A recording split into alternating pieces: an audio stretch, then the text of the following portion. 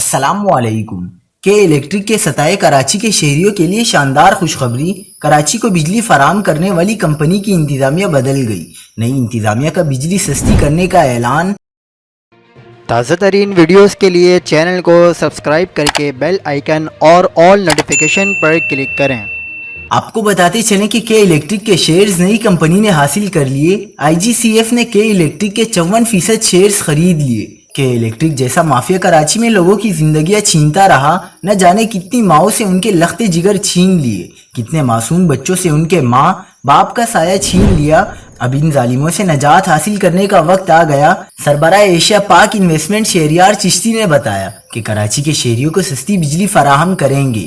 کے الیکٹرک کا کنٹرول جلد ایشیا پاک انویسٹمنٹ کے پاس آ جائے گا۔